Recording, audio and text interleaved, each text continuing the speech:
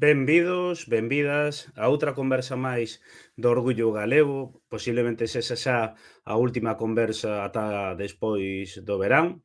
E hoxe, como sabedes, vamos a falar con Foni Díaz, unha persoa que, como sabedes, xa dende hai uns anos atrás ten saído en distintos medios de comunicación por as súas viaxes, os seus traxectos polo mundo, pero que especialmente no último mes, máis ou menos, saiu por quedar atrapado en Irán no marco deses ataques e bombardeos israelís, non?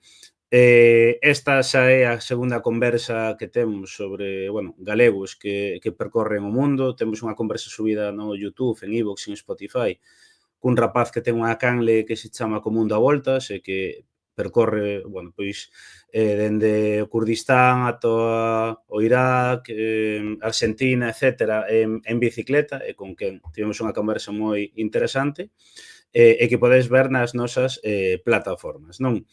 E hoxe a idea pois é falar outra vez con Foni pois sobre tamén os seus percorridos polo mundo nos distintos países, os contextos políticos, sociais, culturais, tamén un pouco pois que nos explique esa vivencia que tivo recentemente no Irán, etcétera. E tamén comentar que, como sempre, se queredes deixar algunha pregunta, pois pode ficar polo chat.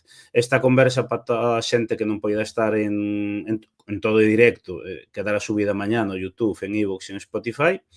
E nada máis, vamos a darlle paso e vamos a comezar entón coa conversa. Moi boas, Foni. Hola, boas, que tal? Unha Que aperta. tal? Ben. Nada. Bueno, xa iba a comentar eu agora, tivemos aí uns pequenos fallos técnicos, por eso nos retrasamos un poquiño, pero bueno, como a xente ven agora tarde da praia, pois non pasa nada. Darche a benvida a Canle, vamos a falar un poquiño, pois, o que temos falado ao longo destas últimas 2 semanas, non? Pero tamén hai cuestións aí que se ti queres meter que non teñamos no guión, dámoslle. Entón, xa para comezar directamente, para que non se estenda moito isto. Sí. Que sea así. Como? Sí. No, digo eu que a axilidade que é importante, sí. Pois sí. Nada, a primeira pregunta que che quería lanzar é que cando comezou o teu interese por viaxar, non? Bueno, isto ven casi de rapaz, eu xa teño unha idade, son un fillo da transición, e antes da transición política, é dicir, xa na época de Franco, foron os meus primeiros anos de rapaz, leíamos o Tintín, que era un libro onde había aventuras no Tíbet, aventuras no Congo, etcétera. Depois xa na transición, con amiguetes de Pontevedra, pois íbamos a distintos puntos da Península Ibérica facendo autostop, nos demos conta que colarse no tren era algo bastante doado, e daquela querían dar unha versión, unha visión de que o Estado non era represivo, entón, pois, collías un tren, te baixaban e collías outro. E así percorríamos por distintos lugares. Do San Fermín fomos 4 veces, a distintos lugares. Entón, un cada vez vai pedindo máis, non? Entón, aficioneime un pouco a moverme por aí, de alguma maneira, non?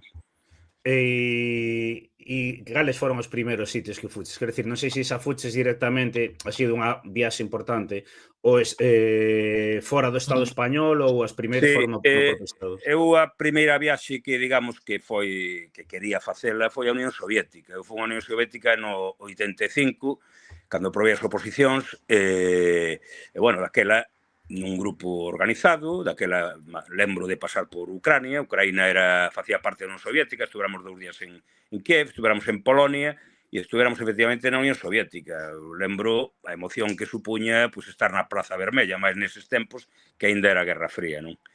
E foi unha viaxe que me deixou pegada, non? E un pouco, que nos podes contar, que lembras, como era a situación naquel contexto, porque tamén era un contexto xa de perestroika, non? Ainda non empezara a perestroika, ou polo menos o libro da perestroika que chegou aquí foi un poquinho posterior, creo eu. O contexto era, difícil, do meu punto de vista, sería longo de falar. Por exemplo, fixéramos unha escala en Varsovia, en Polonia, daquela no ámbito dos países socialistas, ou de socialismo pode ser criticado, bueno, pero non vamos a entrar en eso, e se miraba unha presencia moi importante da igrexa, en concreto as igrexas, chamaba a atención as igrexas abertas, supoño que cunha función bastante conspirativa alén de religiosa, que non sei se tería moita. Depois a Unión Soviética, pois, un país, bueno, nos visitamos os lugares así máis emblemáticos, o Museo de Adiantos da Unión Soviética, o Mausoleo de Lenin. Lembro como anécdota que estivemos facendo cola para entrar no Mausoleo de Lenin, empezou a chover, eu seguía estoicamente para estar presente de ver o cámara de Lenin, que ele non debeu gostar moito que momificara, pero, bueno, para min era algo importante. A xente se quixo, algunha xente dos que viñan na viaxe quixeronse apartar da cola e a policía soviética dixo que eso era unha falta de respeto, había que facer cola ainda que fora a choiva. Houve moitas anécdotas, fóramos a Leningrado, ainda se chamaba Leningrado, eu sigo lle chamando Leningrado ao que lle chaman por aí San Petersburgo, non? A cidade de Lenin. Bueno, pois habería que contar moitas cousas desa viaxe e desa época, non? Porque foi unha viaxe, entendo que programada, non? Tiñades Sí, que ir... daquela ir á Unión Soviética habería quen iría pola súa conta, pero non debía ser moi doado, e o máis factible era ir nunha viaxe en grupo, efectivamente. E non sei se tivestes posibilidade ali de contactar o sea, de falar, bueno, cos nativos, digamos, non? Bueno, eu daquela lembro que fora había unha editorial que era Progreso, que estaba no Parque Gorki, fora a editorial Progreso, saírame do grupo, porque tiñamos tempo un pouco de andar a nosa bola, e fora a mercar libros, eu trouxera libros de Lenin, que teño na casa, da editorial Progreso, daquela difundía libros de Lenin para América Latina, para o Estado español, etc. Entón, pois, falabas con xente, pero non che daba moito xogo, a xente daquela non falaba moito inglés, eu daquela tampouco. Claro. Lembro de estar nunha cea bailando cunha rusa, debía ser unha persona, bueno, era xente de certo nivel, nos levaron a un restaurante, bueno, todas estas cousas, non? Pero non de falar nada, é dicir, sonrisa aquí, sonrisa lá e pouco máis, non había comunicación, non era... Claro. Claro, e ademais a Unión Soviética, non sei se no extinto bloque socialista estivestes tamén noutros países. Sí, eu estuve posteriormente en países socialistas, pois a Vietnam fun 4 veces, e vin un pouco a evolución do Vietnam, a última vez foi hai uns poucos meses, e vexo un Vietnam fai parte dos BRICS, o Partido Comunista sigue sendo a columna vertebral, e vexo un medre do que é a economía e do benestar da xente. O mesmo podo decir de China, outra cousa xa se podería discutir se iso é un socialismo ou na versión marxista-leninista ou outra cousa, pero, bueno, vin un benestar. Cousa que non vin cando fun a Albania. Eu fun a Albania cando ainda estaba a estatua de Stalin na capital, en Tirana, fóramos por medio dun partido que había daquela, que era o PCML, eran pro-albaneses, pro-albanos, era o que tivera o grupo armado FRAP, non? Realmente, Albania, en aquel tempo, penso que deixaba moito que desexar en canto ao benestar da xente. E despois houve cousas terribles que non sei se dá hora para contar. Eu non sei que aquelo fora socialismo. Eu non sei se non sería un socialfascismo. Pero, bueno, xa digo que hai moitas cousas que contar. Teño estado en Cuba, pero xa máis, digamos, posteriormente, non? Claro, posteriormente, porque do que era o bloque socialista fala en Europa, non sei se tivestes oportunidade de estar na RDA ou así ou non. Estiven, pero xa non era RDA, xa era Berlín, digamos, do bando otánico, non? Xa caíra, digamos, o muro e todo iso, non? Países socialistas que ainda seguen, baixo un pouco a dirección do Partido Comunista, xa che digo, Vietnam, Laos, China, República China, a Unión Soviética. Tiven boa impresión, non tanto de Albania. A verdade é que pensaba eu como os do PCML levan a xente ali porque caía a charma os pés descalzos dos albaneses e das albanesas que levaban o calzado na mau para non desgastalo. E, bueno, eso podes explicar polo bloqueo que queiras, pero que non se pode explicar e levar un grupo de xente, levantar os que están ali sentados nunha cafetería das poucas que había e sentarnos a nós. Eso, depois, bueno, habería moitas anécdotas que contar. Claro. Albania, para mí, non era un modelo. Xa digo, Vietnam, penso que é un país que progresou, China popular tamén, Cuba non a deixan, e estuve recentemente en Nicaragua, estuve 2 veces, Nicaragua que non é puramente un estado socialista, pero si un estado progresista, vin que mellorou bastante desde a primeira vez que fun, a última vez que fun, cando fixen a volta ao mundo, pasei por Nicaragua e gostei do que vin. E entrando un pouco así máis en tempos máis actuais, non? Ti coa túa xubilación decidiches facer unha volta ao mundo coa bandeira da patria, e se non me equivoco, e teño aquí anotado, estiveches en Singapur, Australia, Nova Zelanda, Chile, Perú, Paraguai, Brasil, Argentina, Uruguai, Costa Rica... Sí. Estuve en 18 países, a miña idea era dar unha volta ao mundo completa, pasando polas antípodas, é dicir, por Nova Zelanda e Australia, polos 5 continentes. Eu rematei a viaxe en Uganda, estuve tamén por Emiratos Árabes, como ti dis, Cuba, etc. Bueno, pois foi unha boa experiencia, tive 7 meses, a idea era levar a bandeira da patria, porque sempre tivera na cabeza e ao final nunca o facía. Fixera hai moitos anos, no ano 92, en Kenia, daquela era unha Kenia moi diferente a de agora, onde os masais eran, sigue habendo masais, son auténticos, defenden a súa tradición, pero xa non é o mesmo que a Kenia que estuvera daquela. E a experiencia da volta ao mundo foi gratificante, porque cando empeza con 60 tacos a dar a volta ao mundo, pois, bueno, sempre pode pasar algún inconveniente, non tuve Claro. ningún problema, todo saiu ben. E desa volta ao mundo, digamos, un pouco que anécdotas nos podes contar, experiencias boas e malas, que Mm. país, pois, que che sorprendeu máis, para ben e para mal, non? Un poquiño entrar nese vamos a entrar un poquiño máis nesta viaxe. Pois xa digo, foi unha viaxe moi variada. Australia é un país impresionante, a quen goste da natureza, pois sorprendeume moi gratamente. Teño anécdotas de brincar cos canguros salvaxes, andan polos montes dali como aquí andan as nosas bestas, non? Os Sí, nosos cabalos garranos, os cabalos galegos. Facer a brincadeira, sacar vídeos coa bandeira da patria cos canguros de Australia. Teñen unhas praias inmensas, é un país moi desenvolvido, ten moito territorio, e fixeron grandes putadas, falando en plata, aos nativos dali, non? os Depois xa nativos. pasei por Nova Zelanda e seguín por Chile. En Chile vin unha situación bastante, desde o meu punto de vista, moi criticable o que está facendo o goberno chileno socialdemócrata, está facendo que a xente este basculando cara a posicións fascistas. Eu flipei ali de ver moita xente moza que simpatizaba con Pinochet, non? Hasta estes extremos de degradación se pode chegar se a esquerda chega ao poder e non cumple co seu programa, non? Eu entendo que as cousas poden pasar así. Depois estuve en distintos lugares, en Perú, estuve con xente da Sierra, non? Xa estuve en Perú outras veces, teñen preso ao presidente lexítimo, o presidente Castillo, e unha do seu goberno, unha traidora, que chaman Dima Boluarte, pois é a que ten a xifatura do Estado coa quiescencia de Estados Unidos e os de sempre, non? Entón eu aí vin protestas, folgas de xentes da serra, de xentes aimaras e quechuas, e, bueno, incluso pues, participei nun acto que hubo nunha praza central de Lima, bueno, había un acto ali. E, bueno, podría contar moitas anécdotas desde o punto de vista político, desde o punto de vista da natureza, que é unha das cousas que me moven a viaxar. Métete aí un pouquiño no tema da natureza, que eu quería preguntarche sobre iso. Sí, bueno, quería dicir tamén que en Argentina estuve coas nais da Praza de Mayo, as nais que agora xa son aboas dos desaparecidos, estuve en concreto con Eva Cortiñas, unha galega, e tamén con outra mulleres valerosas, mulleres que, bueno, que ademais que galegas que levan ali toda a vida, e estuve falando con elas, con outro que pasou por a Escola de Mecánica da Armada, un home torturado.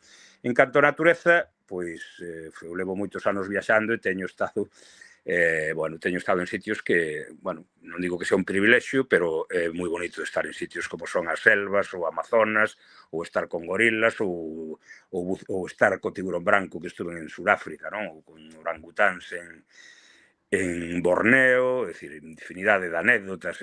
Teño acampado en Kenia, estaba coa miña moza e salir a mexar, un leopardo estaba ali cheirando onde fixéramos as brasas. Anécdotas que a natureza son incontables. Sí. Mesmo Estados Unidos, o Gran Cañón, Yellowstone, hai 1000 sitios espectaculares, no? O mundo, eu digo que Galicia é o país máis bonito do mundo, e é certo, é pequeno e bonito, ten 1000 e pico kilómetros de costa, pero por aí fora tamén hai sitios espectaculares, cada vez máis degradados, é certo, pero sigue habendo sitios espectaculares. Eu son un namorado de África, por exemplo. Porque ti, de feito, se non me equivoco, tes feito trekking no Annapurna, non? Sí, pero bueno, eso non é unha cousa. Bueno, estuve 2 días depois que non me podía mover as pernas, non? Porque non estaba eu preparado para eso. O Claro, Annapurna son os montes do Himalaya, impresionantes, pero hai un trekking ao redor de Annapurna, non? sí. Eso había que subir e baixar socalcos que eu calculaba que era como, non sei, 8 ou 10 veces subir os socalcos dos Peares, non? Da vendima heroica. Sí, Era moi barato de facer, porque eran 10 euros que lle daba a un coleguilla, un nepalí que me levaba unha mochila moi pequena, dormía por 1 euro nas distintas casas habilitadas para eso, que eran casas de xente humilde, bueno, era duro, porque foron 4 días subindo e baixando, socalcos, Pero, bueno, quedoume moi bo recordo desa experiencia. Depois xa digo que non podía nin andar durante 2 días. Pero subiches ata arriba de todo ou foi arredor? No, hai varios puntos. No, arriba de todo, o Annapurna son montes de 8.000 metros, deben ser. No, Claro, eu iba a ruta do Annapurna ao redor do macizo do Annapurna, igual que tamén hai en Chile, hai un macizo que é o de Torres del Paine, sitios máis espectaculares que hai, e hai rutas ao redor. Xa outros falamos de escalada de alto nivel. No, fixe unha ruta ao redor, que ves as montes da Annapurna, chegas a distintos lugares como é o Pungil, e vives coa xente deses lugares onde non hai nin estradas, nin hai... e todo se move por medio de mulas e de xente que ten un vigor físico impresionante que nós non temos, polo menos eu. Claro, sí. E tamén comentabas antes que estiveras no Amazonas. Fálanos un pouquiño desa Sí, viaxe. o Amazonas foi unha experiencia, pois tamén, que foi a hostia, porque eu fora cun amigo a Ecuador, coa idea de ir ata Brasil. Entramos por Ecuador, estuvemos 2 meses, depois pola fronteira por Piura, chegamos a Machu Picchu, bueno, todas estas zonas de Perú, onde daquela ainda había guerrilla do Partido Comunista do Perú, que lle chamaban Sendero Luminoso. Había unha folga xeral en Cusco, entón, pois, tuvemos que cambiarse totalmente a viaxe. Entón, en vez de tirar cara a Brasil, debido á folga, fomos a Arequipa, collemos un bono, fomos ao Amazonas peruano, que é Iquitos, non? Un lugar pois que onde o desenvolvemento do caucho nesa época, bueno, tipo Manaus. E aí collemos un barco hasta a fronteira con 3 países, con Colombia, con Brasil e con Perú, e desde esa fronteira, triple fronteira, o barco xa que pillamos foi un barco onde había que mercar unha rede, unha hamaca e baixar hasta Manaus. Foron 3 días ou casi 4 días nun barco de ámbito local, digamos, a autopista que significa o Amazonas, pois daquela non había o que hoxe xa hai, que son barcos de turistas. Estamos falando do século pasado, non había internet. E íbamos nunha rede, nunha hamaca, bueno, a vidilla que había ali era espectacular. Por exemplo, había garimpeiros, destos que pagaban a viaxe, os xantares con pepitas de ouro, depois as paradas que facía, 2, 3 paradas en poboados, pois mirabas un pouco o traxín da xente, pois metían no barco desde plátanos a sapoconchos, a tartarugas gigantes. Foi unha experiencia, así, chegar a Manaus, e depois xa subimos por Venezuela, porque o voo facía escala en Caracas. Total, que seguimos desde Manaus ata Venezuela. Bueno, foi un viaxe moi espectacular nese sentido, moi aventureiro, de ir a pelo, sin internet, sin móvil, non había nada daquela. E nesta volta, volvendo un pouco a esta volta ao mundo que fixeches coa bandeira da patria, tiveches, quer dicir, algunha experiencia, digamos, surrealista, negativa ou algo así? Ou en liñas xerais tiveches sorte? Bueno, o máis surrealista foi nun lugar que puxe a bandeira nun corral de llamas, da llama, deste animal peruano, que cuspe. Estaba sacando unhas fotos por ali, aos exteriores de unha aldea, non? E cando volvín a ver as llamas coa bandeira que quería facer unha foto, unha estaba rillando na bandeira. Unha llama estaba rillando na bandeira, deixoulle unha baba verde, así un pouco noxenta, e dixen, bueno, pois a bandeira ten que estar bregada. E anécdotas moitas, é dicir, en Argentina, por suposto, coñecían a bandeira galega, en Cuba, pero en outros lugares non. Por exemplo, en Dubai, en Abu Dhabi en concreto, quixen facer unha foto coa bandeira galega dentro dunha mezquita que é impresionante, moi luxosa, e chegou a policía que había ali e dixenlle que era a bandeira do Celta de Vigo. É dicir, tuven que renunciar en ese caso ao patriotismo e dicirlle que era o Celta de Vigo, e ainda se me fixeron borrar as fotos na propia lixeira da cámara, non? Sí. Pero sí me topei con moita xente que preguntaban. Sobre todo, o que me chamou a atención, que moita xente preguntaba que bandeira é esa. Entón, cando decía que era dunha nación do Estado español, moita xente decía Cataluña, Euskadi, decían así. Eso en moitos sitios. Coñecían o que o proceso que levan esas nacións do Estado máis adiantado, na cuestión nacional, e non coñecían tanto Galicia, salvo, agás, na América Latina. O que sí que era curioso que coñecían o Celta de Vigo. O Celta de Vigo hai que decir que leva o nome do país por aí adiante. Sí. Porque en moitos lugares decíanme o típico que che din, Barcelona, Real Betis, no Celta de Vigo, e coñecen. Teño que decir que o coñecen hasta en Irán. E logo tamén, un pouco non sei como foi a túa experiencia en países como esos, Emiratos Árabes, etc., porque sí que hai moitísima opulencia, pero tamén hai pobreza, non? Sí, eu estiven como en 2 lugares diferentes aloxado en Emiratos, non? Estuve en primeiro lugar nunha zona que é un barrio popular, un barrio onde me chamou a atención que había prostitución, moitas mulleres africanas, e aí hai moitos inmigrantes pois de países maiormente de cultura musulmana, non? De Pakistán, de lugares así, Bangladesh, etc. Non? Entón estiven aí nun hotelito que era bastante económico e os xantares por ali eran sitios económicos. Depois xa foi unha zona, digamos, máis opulenta, como diste, a zona onde están os rañaceus, menos espectacular a rúa, porque o que hai son bloques a opulencia esa, non? Os centros comerciais, o Burj Khalifa, os emiratíes que salen con esas impolutas chilabas brancas, e aí estuve nun hostel, por así chamarlle, un piso compartido con xente de distintos lugares. Había, en concreto, uns chilenos, había un rapaz de Uganda, aí compartíamos cociña, literas, e estuve aí nesa zona, efectivamente. E logo tamén, recentemente, estiveches en Cuba, non? Eu estive no 2018 e sí que me din que, bueno, nos últimos anos empeorou a cousa, non? Non sei se ti viches tamén unha situación máis complexa. Eu estuve 2 veces en Cuba, non? Estuvera aí, pois xa non lembro, mellor hai como 10 anos, e volvín agora, deume bastante mágoa porque eu son unha persona de esquerdas, son unha persona antiimperialista, recoñezo o enorme mérito que ten Cuba, onde se estrenou o himno galego, o enorme mérito que ten de estar ali chantada nos fuciños do imperio, non? Pero a situación non é boa e eu pensaba daquela, xa hai un ano e pico, 2 anos, pensei que podía haber un levantamento popular, non? A xente ten un límite e vin que a escasez era moita. E falei con xente vencellada ao partido, con xente culta, porque son cultos os cubanos e as cubanas son xente que accede á cultura, pero hai unha certa desesperación e penso que algo está fallando que non se explica só polo bloqueo.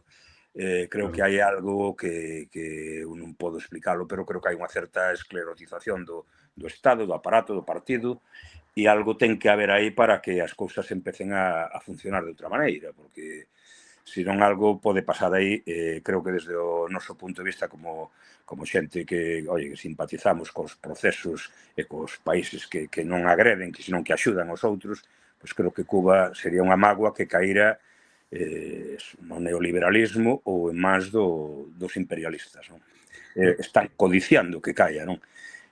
Penso que hai unha pinza entre o imperio e falta de eficiencia. Non podo explicar, sería moi longo de explicar o que pasa en Cuba, non? Porque, ademais, algo que tamén é certo que se está marchando do país xeracións enteiras de mozos e mozas. É unha realidade, non? É unha realidade. Eso está a pasar. Penso que a xente... A ver, eu a primeira vez que estuve chamoume a atención cousas como que a xuventude estaba moi influída pola cultura, pola propaganda, chamémoslle, do imperio, non? Falábaslle de Silvio Rodríguez ou de Pablo Milanés e mirábanche con certa reticencia. Por menos algunha xente que topei eu, digamos, na rúa, desta mocidade que está máis na rúa.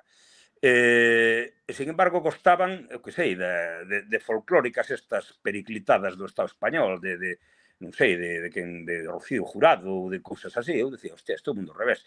E tiñan un pouco endiosado que son os países occidentais. A propaganda de Hollywood fai moito dano. Eu dicía, lle veño de estar en Brasil hai unha violencia da hostia, hai fame, pero as cousas son como son. Agora, pois vin problemas serios de rapaces que fixeran medicina, estaban traballando na hostelería, empeza a haber corrupción xa. Bueno, son cousas que eu creo que hai que falalas entre a nosa xente que non cheguen ao enemigo, non? Pero hai cousas que hai que criticar de Cuba para mellorar o socialismo ou para completar o socialismo. Sei que é difícil construir o socialismo nun solo país en unha situación de bloqueo, pero hai cousas que convén non caer na fe ciega, no fideísmo, porque depois se cae un Estado como o cubano, pois moita xente, pois, eu que sei, esa depresión que causa a xente, pois abandona, en fin, o que pasou coa Unión Soviética. Temos que estar previdos e saber que a historia ten voltas e revoltas, temos que ser dialécticos, ver que hai contradicións e tratar de avanzar. E logo tamén a nivel de natureza, nesta viaxe coa bandeira patria, non sei se hai un país que destaques por enriba de todos, porque sí que vin eso, Nova Zelanda, Australia, quer dicir, poden ser os máis impresionantes a nivel natureza. En plan natureza, claro, os países que están baleiros, que teñen pouca xente, a natureza sempre é espectacular. Neso Australia ten espazo dabondo, non? Hai unhas praias enormes onde hai vida salvaxe, desde aves a canguros, a wallabies, etc. Non? Depois eu son un namorado de África. Eu estuve en Uganda desta volta ao mundo, pois xa estuvera outras veces, teño algúns coleguillas ali, por así decir. Uganda ten, bueno, pues é un lugar onde ten o lago Victoria, nace o río Nilo ali, ali podes ver leóns, é o país do mundo que ten máis variedade de simios, non? Eu esta vez non fun ver gorilas, mirar aos haianos no Zaire, pero bueno, aí tes natureza, non? O que pasa que o problema destes países de África é o crecemento demográfico tan grande que cada vez queda menos espacio para a selva, pero ainda así podes ver, sin ir a sitios que poden ser caros, porque hoxe en día Kenia ou Tanzania son caros, Uganda ainda podes facer safaris relativamente baratos, non? No Parque Nacional das Cataratas Murchison ou outros lugares, non? Uganda sí que ten unha natureza que se pode decir que é espectacular. E depois en América Latina, Nicaragua sigue sendo un sitio precioso, non explotado, con pouco turisteo, que sí que hai en Costa Rica. Costa Rica xa se volveu moi caro. E, bueno, sabes que Argentina é un sitio espectacular. Eu fora a Patagonia, desta vez non baixei a Patagonia, pero todos os países que son enormes e pouco poboados, pois sí que permiten que a natureza pois estea pois bastante ben, non tan espoliada como en Europa, que está sobrepoblada, non? E tiveches algún país ao longo de todos estes anos viaxando no que tiveras un maior choque cultural, digamos, no? Ou que te chamara a atención, en plan, quero dicir, que unha cultura radicalmente distinta, etcétera? Sí, eu cando empecé a viaxar nos 90, non? Ao principios dos 90, fora no ano 92 a Kenia, para min foran viaxes, chamémoslle, iniciáticas. Daquela non había internet, non había nada do que hoxe temos, non había móvil, non había nada disso. Para min estar en Masai Mara ou en Nakuru, xa digo, ali topeime, ou salir a mexar da tienda de campaña, topeime un leopardo. Teño estado outras veces ver unha spitting cobra como lle cuspía unha rapaza que viña, íbamos cos masais. Entón, a cultura daquela dos masai, as lanzas, todo aquelo, eu fui un namorado de Kenia durante unha época, de Tanzania, o cráter do Gorongoro, o Serengeti, espectacular. Depois eso foi mudando e xa está, desde o meu punto de vista, moi explotado e dirixido cada vez máis ás élites que se deron conta que viaxar non é ver catedrales, que a mellor catedral que hai é a natureza. Entón, ahora se cotiza iso. De aí evolucionara e fora Etiopía. Etiopía para min foi un descubrimento brutal. Etiopía é brutal e fun hai pouco tamén. Etiopía ten de todo, menos a saída ao mar, que a perdeu coa independencia desto de, bueno, non me sale, Djibouti, non o país de, bueno, en fin, Etiopía ten dende igrexas monolíticas labradas na pedra da igrexa ortodoxa que é autóctona etíope, a tribus que ainda hoxe andan cun Kalashnikov nas costas, espidos e co seu gando, non? E depois eu mirar ali leóns na primeira vez que fora, tes cultura dos que levan as últimas caravanas de camelos pola depresión do Danakil, por baixo do nivel do mar. É dicir, daría moito que falar Etiopía. Lamentablemente tamén está mudando. É un descubrimento tamén que a xente empeza a xa Etiopía, ainda que hai conflitos, e está un país que se non hai guerra nun sitio, hai guerra noutro lado. Pero sigue sendo un país brutal o mosaico de nacións, de povos, de culturas, de a forma de vestir, de ser, bueno, é impresionante. Etiopía a min impresionoume moito, non? África é máis dura de viaxar, é moito máis doado ir ao típico, Tailandia, Camboya. Camboya tamén me gustara moito ir aos templos de Angkor, hai moitos anos, ainda había guerrilla dos Gemeres. Son países moi bonitos, a xente moi amável, pero e están ben, tamén xa son focos de moito turismo, non? Entón, o problema do turisteo estámoslo vivindo en Galiza, non? Avalancha de turistas, home, eu entendo que todo o mundo ten un dereito a viaxar, con respeto, non que veñan fodechinchos, que xa sabemos todos a que nos referimos. Porque ti, por exemplo, levas viaxando dende os anos, 30, 40 anos, quero dicir, en que notas unha evolución no turismo? Se notas unha maior influencia nas dinámicas locais? Quero dicir, se che pregunto, pois, que diferencias notas respecto aos anos 80 e 90? Sí, a diferencia é absoluta, non? Nos 90, xente do Estado español, os primeiros que se dedicaron, que comezaron a viaxar, pois podemos dicir que son os cataláns e os vascos. Son adiantados en todo, bueno, son procesos históricos diferentes. Daquela, moi pouca xente viaxaba, por lo menos viaxar de mochila. Eu lembro unha anécdota de, bueno, estaba en Botswana cando topara un vasco. Estamos falando, pois tamén do século pasado. Non había nin prensa, nin nada de nada. E me acordo que lle preguntei ao vasco, dixenlle, bueno, teño noticias de que pasa por alá e tal. E dixérame, bueno, pois esta cousa moi quente porque houve unha morte aí dun concelleiro, falaba do Miguel Ángel Blanco, non? Daquela, quero dicir que non mirabas a ningún branco, ningún musungo, como chaman en Swahili, por África, non? Agora xa, como che digo, en certos países como son especialmente Kenia e Tanzania, xa hai moita presencia. O que pasa que son presencia de brancos, de musungos, en Swahili, en illas concretas, en resorts e nas zonas onde hai vida salvaxe. Depois, se andas por Nairobi polo centro, non ves un. O mesmo pasa en Uganda, en Kampala. Eu gosto de andar polo centro da cidade, pero con cuidado, tens que andar con cuidado. A min asaltaron en Ghana cun machete por facer o gilipollas e levar unha cámara no cinto, non? Entón, tens que andar con cuidado. Pero os brancos temos un poder adquisitivo, estamos en tiramos lugares. Daquela non pasaba eso. Daquela era unha África pois máis salvaxe, non digo que fora como os tempos de Hemingway, que a retratou ben nalgúna das súas novelas ou tal, pero o turismo se dirixía máis, pois eso, aos típicos destinos, a París, a Roma, depois empezou a xa a xente a frecuentar a India, non? Que descubriran os hippies, e agora xa é unha explosión de turismo, pois casi se pode decir en todos os lugares, non? Sí. E tamén un tema interesante é que entendo que agora para viaxar é máis sinxelo, non? Con todo isto de Google Maps, internet, móvil, quer dicir, cambiou moito. Sí. Aí o cambio foi brutal. Para ben e para mal. Facilítache o feito de viaxar, de que hai xente coa que podes falar, e hai blogs de viaxes, etc. Ou tes un móvil, tes aplicacións, todo iso facilita. Antes non había nada disso.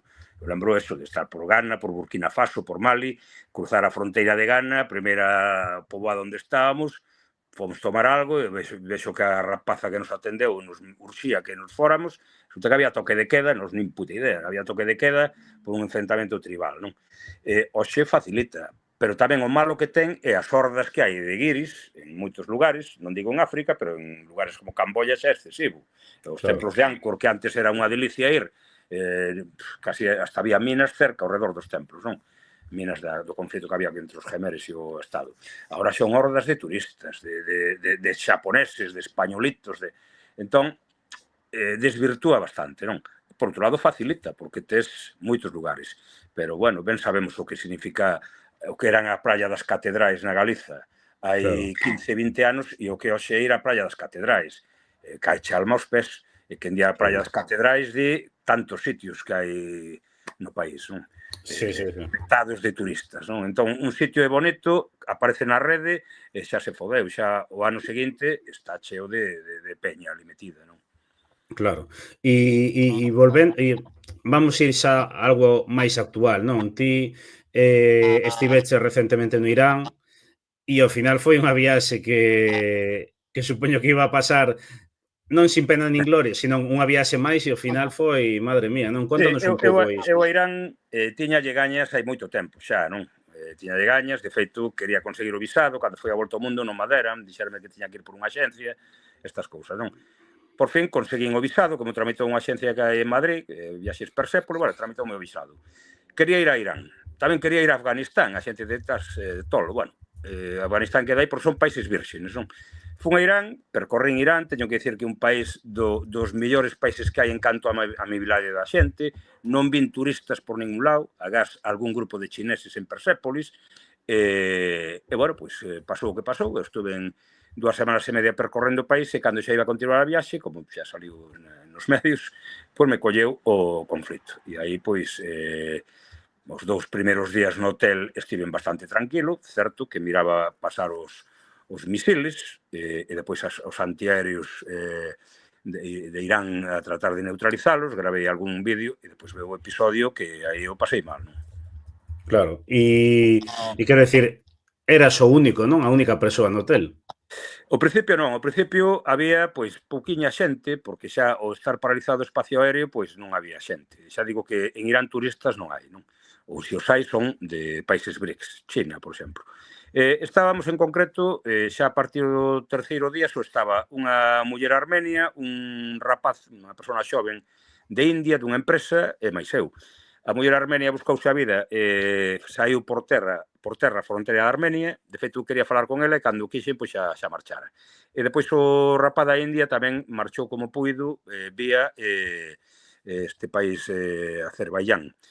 E quedei meu solo. Aí foi cando me quedei eu solo, cando me vacilaban os colegas, que xa o dixen nos medios, que estaba solo nun hotel con uns corredores moi longos, e daba llullo entre escoitar estoupidos e tal, e dormir mal, estas cousas, decíame un colega, ti vas a acabar como Jack Nicholson en El Resplandor, vas a acabar zumbao. Sí, tomei non sei cantos test, baixaba, subía da habitación para baixo, tal e cual, e xa houve un momento que as rúas que ao principio do conflito estaban, bueno, con certo tráfico e pulular de xente, depois xa estaban baleiras, a partir de que os sionistas dixeron que iban a machacar a cidade, a Teherán, xa non había movimento, xa pechou o bazar, e aí foi onde eu, pois, un pouco metín a pata, bueno, non sei se metín a pata, eu gravei aí unhas persianas pechadas, que non era outra cousa, unhas persianas pechadas no bazar, onde iba a cambiar diñeiro, e onde había un uniformado, un chaval xoven que xa me agarrou e me levaron a 2 centros policiais, non? En moto, bueno, unha peripecia de cuidado.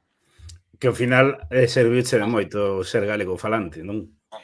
Pois foi unha cousa que sí que teño que poñer en valor, porque parece mentira as cousas como son.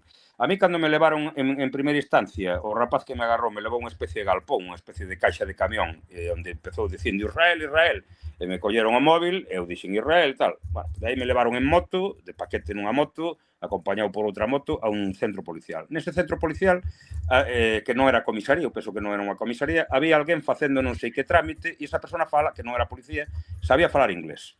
Entón, eu recurrí a él para que me traducira cara aos policías que non sabían inglés. Nesto chamou o Néstor Rego. Miña familia, que desde aquí lle dou todo o agradecemento aos meus irmáns, aos meus amigos tamén, puxéronse en contacto con Néstor Rego, por vía tamén de Pontevedra, de Carmen da Silva, da senadora. Entón, xustamente foi a casualidade que estaba eu rodeado de policías e ala sale Néstor Rego e, hostia, estou nun centro policial. Dixéronme que puxera o altavoz en alto e xa lle pasei a esta persona que non era policía o móvil, pero resultou que esa persona que non era policía falaba inglés, pero Néstor Rego non. Debeu ser como xente da miña xeración que foron pola vía de francés. Total, que a traducción era complicada, con un móvil, xa o que non era policía marchou, a traducción era por medio dun móvil que fai a traslación, o translate de un idioma para outro. E decíame que iba a vir alguén a interrogarme. Entón, pois eu agardei, falei con non sei canto, ríanse, miraban para mí, reíanse, con cara de cordero degollado, decía, cada vez que entraba alguén ali, decía, bueno, miraba se era cacha, se non era cacha, se tiña cara de sádico, porque claro, pasanche por a cabeza moitas cousas. Este tío vai ser o que me vai torturar ou me vai... E ao final chegou unha persoa, entendo que alguén de inteligencia, que me decía que eu falaba persa. Eu dixen, eu non sei falar persa. Que idiomas falas? Díxome. Dixen, eu falo galego, portugués, falo español e falo inglés, medianamente. Entón, a casualidade foi que ele sabía falar galego-portugués. Estuvera en Brasil, non me concretou nada, e se desenvolveu a entrevista, bueno, a entrevista non, o interrogatorio en galego-portugués. Foi curioso. Me acordo que cando eu quería levar iniciativa a decir algo, que miraban o móvil para esculparme de que eu tiña fotos de moitos países, me dicía, con licenza. Non me deixaba falar. O que tiña era que respostar as súas preguntas. E tamén un pouco, quero dicir, non sei como viches o contexto, quero dicir, como recibiu todo iso a sociedade iraní, se pensas que... porque sí que se fala, non? Que no Irán sí que hai un certo descontento co goberno, outra parte do goberno... digamos, a poboación non ten descontento, apoia o goberno. Non sei se isto ao final serviu para unir o país. Sí, eu non sou un analista, teño que poñer por diante, pero eu o que vin, digamos, dunha maneira epidérmica, é que eu en Teherán, pois, visitando un museo aquí, outro lugar alá, entrei en mercados e fixen vídeos que lles mandei aos colegas, onde vin que mulleres de 30 anos para baixo xa non van co pañuelo na cabeza, cousa que non la ocultan aquí. Eso non se nos decía. non van co pañuelo na cabeza, supoño que foi unha loita heroica que levaron e depois que os tempos van cambiando porque as nosas aboas, por lo menos a miña e daquela xeración, todas as mulleres levaban pañuelo na cabeza e depois decidiron quitalo, as súas fillas xa non levaron. Pois Irán está pasando un pouco ese proceso. Non debemos esquecer que é unha teocracia, que hai unha xerarquía religiosa. Entón eu penso que hai un desapego entre a xente máis moza e a xente doutra idade, non? Depois cambia dunha cidade a outra, como pode cambiar noutra época, pois cambiaría o mellor estar nunha aldea de Galiza a, que sei, unha cidade máis aberta, non? A Vigo, ou a, non sei, ou a unha cidade de Benidorm. Entón, se vas a unha cidade como é Com, que é unha cidade santa, porque hai un santuario ali de Fátima, a maioría das mulleres van co niqab, van de negro. Inda que algunhas velas co pelo aire van, digamos, a aspecto occidental. Eu teño visto rapazas con bligo aire, teño visto hippies, non en Com, pero noutros lugares. Entón, penso que é unha sociedade polarizada. Tamén está moi golpeada polo bloqueo, polas sancións que ten dos países imperialistas, non? Unha cousa que me chamou a atención e me desconcertou un pouco foi que eu levaba a camisola de Palestina. A xente decía Palestina, Palestina, pero notaba certo desagrado. Entón eu preguntei e díxome que había xente que decía o goberno por que invirte en Palestina se aquí hai dificultades. É un rasgo de pouca solidariedade, pero xa vemos o que pasa tamén no Estado español, a solidariedade ou insolidaridade, mellor falada, que hai cos inmigrantes, non? Entón, o mellor e o peor do ser humano. Depois estuve noutro hotel que, cando me fixeron unha entrevista, penso que de propaganda do hotel, porque debe ser unha cousa extraña que un guiri estuvera por ali, o día seguinte me viraron coa camisola de Palestina e me dixeron que querían facer entrevista coa camisola de Palestina. Pois, penso que, e agora, a agresión esta sí que penso que concita apoios ao Estado, ao sistema, ou como lle queramos chamar, porque non deixa de ser unha agresión inxusta por parte de Israel. A santo de que un país que está masacrando en Gaza se permite decir que aqueles teñen armas de non sei que e son eles os que as teñen e lanzan misiles. Entón, a xente eso sabe, E depois eles teñen mártires. Hai polas autoestradas, polas cidades, ves cartaces coas imaxes de científicos ou de xefes cuadros revolucionarios como da Guarda al-Quds, hai un Soleimani, creo que se chamaba, que está por todos os lados, non? Entón é unha sociedade creo que polarizada. Como vai evoluir? Non o sei. Oxalá non caia no neoliberalismo. Ora, tamén penso que non é sostible o tema dunha teocracia. Hai cousas que son chamativas. Por exemplo, en Irán hai moitos trans. Admítese a transexualidade e operacións de transexualidade. Incluso eu falei con un español que dá aulas na universidade ali. A maioría das mulleres do seu alumnado son mulleres. E decíame que iban a praias no Mar Caspio, se bañaban en pelotas, que nun lugar que era unha especie de residencias onde había homes, pois que se sabía perfectamente que este dormía con aquel. O que pasa que non se pode abertamente decir, digamos. Penso que é un proceso histórico que ten que ir evolucionando. E penso tamén que é moito máis duro países que nadie critica, que son prooccidentales, como son Emiratos Árabes, onde todas as mulleres emiratís van coa roupa negra, é dicir, co niqab, ou chador, ou como chamen, ou xa non che digo Arabia Saudita. Claro, e algo que comentaches ti, non? E que si ten comentado máis xente que foi ao Irán, é que ali para o turista a seguridade total, absoluta, e a amabilidade é moi grande, non? Exactamente. Eu cando, claro, é que o concepto de liberdade, xa non quero parafrasear a Lenin, cando dixo liberdade para que ou para quen.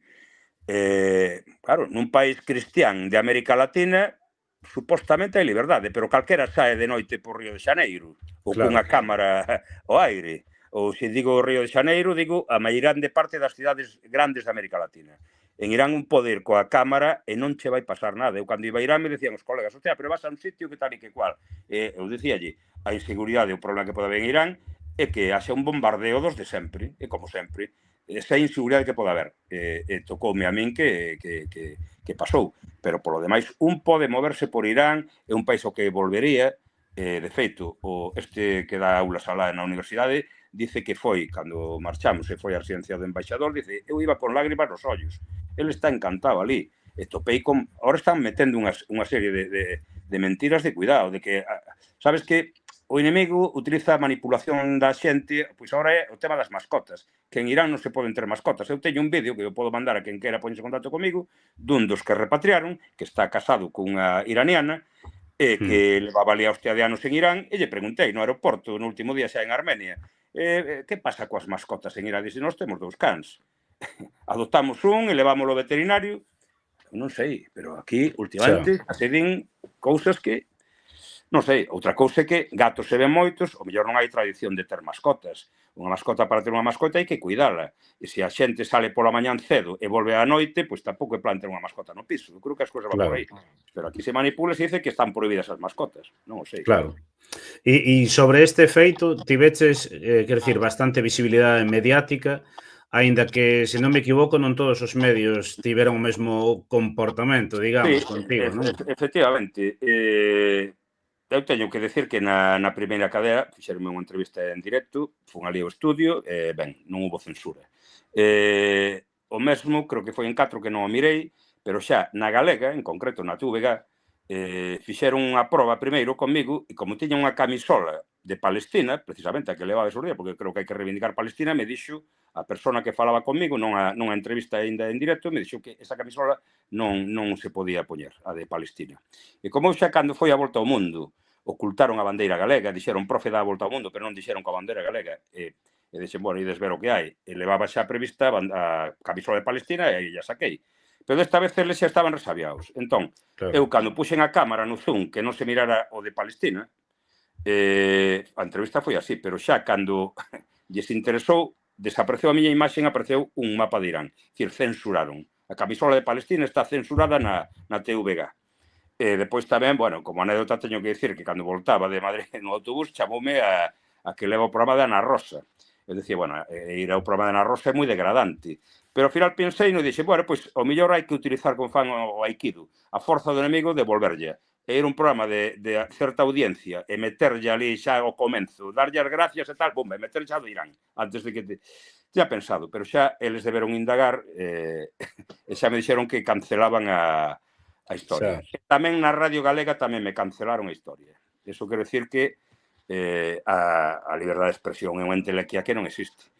Tamén quería decir que eu boto en falta un pouco medios nosos, medios que fan un gran traballo por este país, como é o Nós Diario, que sí que sacou da bandeira galega na versión digital, pero non na versión impresa, que se ve en todos os institutos do país, que están suscritos. Pero, bueno, eles terán a súa liña editorial e os contidos que saben que non. Pero, bueno, chamoume a atención cando sí que saliu da Volta ao Mundo coa bandeira no Diario de Pontevedra, incluso na Voz de Galicia sacaron. Pero, bueno, todo o apoio a Nos Diario, que fai un gran traballo, por suposto. E xa, bueno, ti xa saíras en varios medios cando fora da Volta ao Mundo, non? Quero dicir... Sí, o que estaba comentando, efectivamente, sí. E ademais, entrando na parte final, eu quería preguntarche un pouco eso, que plans tes a curto e medio prazo de viaxes? Bueno, eu como xubileta que son, que me xubilei anticipadamente, non teño hipoteca, vou en plan barato, hai que decir, que non son ningún millonario, teño unha carrilana de carro, pois teño pensado ir a algún lado. Por exemplo, Estados Unidos fun algunhas veces, estuve nas Torres Gemelas, estuve posteriormente en outros lugares de Estados Unidos, a natureza impresionante, o Gran Cañón, Yellowstone, e gustaría volver, non? O que non sei é se depois hai nos medios se me van deixar entrar. Entón teño pensado ir a Canadá, a Montreal, e mirar se por terra podo entrar. E se non, pois o mundo é moi ancho e hai moitos lugares de África, India, un lugar espectacular, enorme, espectacular. Entón, pois hai moitos sitios posibles para ir. Se o corpo aguanta, pois hai que tirar para diante. Claro. E tamén para entrar no final, non? Recoméndanos pois a xente que está a escoitar sitios para poder visitar, non? En Europa, que sitio recomendarías ti? Bueno, que iso, claro, depende dos intereses de cada un. Hai quen lle gusta o tema cultural, é dicir, as cidades típicas, non? Das cidades, as grandes cidades europeas, con cultura, con museos. Depois hai quen gosta da natureza. Os países nórdicos teñen unha natureza espectacular. Eu, países que son económicos e factibles e que están ben, por exemplo, Bulgaria é un país que está moi ben, Bulgaria ou Rumanía.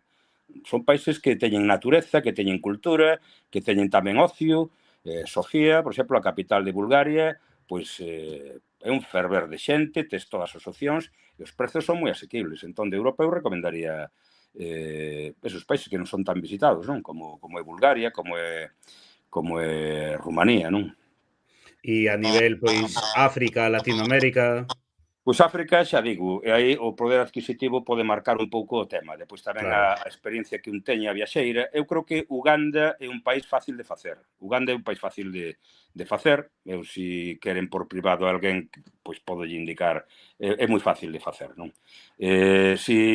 Claro, o mellor é ir 2 personas está ben. Ir 3 ou 4 está moi ben, porque dache xogo para alugar un carro con condutor, porque é máis doado de moverse por as carreteras son complicadas, entón sale moi ben. Hai moitos sitios de África, de África subsahariana. Exipto é un país que hai que ir, unha vez na vida hai que ir a Exipto, cando menos unha vez. Hai moitos sitios, moitos sitios. Pois nada, pola miña parte nada máis, agradecerte esta conversa e nada, espero poder facer pronto unha segunda parte tamén con novos sitios, non, nos que poidamos Moi ben, que pois poidamos falar e eu estou a vosa disposición. É un orgullo estar neste programa Orgullo. Quero tamén, como se suele facer, falar un pouco de algún compañeiro ou compañeira. En Pontevedra temos o orgullo de ter xente como Augusto Fontán, que ten un traballazo feito, multidisciplinar, de traballos de edición de libros, de poemas, de pelis. Ten un traballazo sobre memoria histórica, audiovisuais, que podes traelo. Está Antón Costa, un arqueólogo que, bueno, que pode falar aquí de moitísimas cousas. Está Marga Díaz, está o que preside o Cineclub de Pontevedra, Ramón Poza. Podía falar de moita xente. Son amigos, teño que lembralos, porque ademais son orgullo de telos na cidade de Lérez. pois nada máis, deixámolo aquí e nada, moitísimas grazas. Pois, obrigado. Graciñas, chao, Foni. Por xa. Chao. Bueno, deixámolo aquí, agardo que vos gustase a conversa, a verdade é que tocamos temas moi interesantes, moi diversos. Estaba aí escoitando agora ao final uns ruidos que facían eco, creo, non? Pero bueno, creo que non interferiron demasiado na conversa.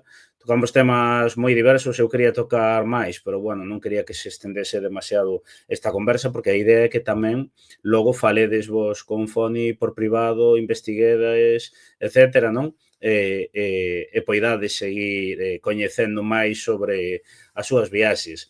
Nada máis, deixámolo aquí, como dicía antes, mañá quedará subida tamén en formato podcast e dende xa queda subida na nosa canle de YouTube. Nada máis, moi boa noite, chao.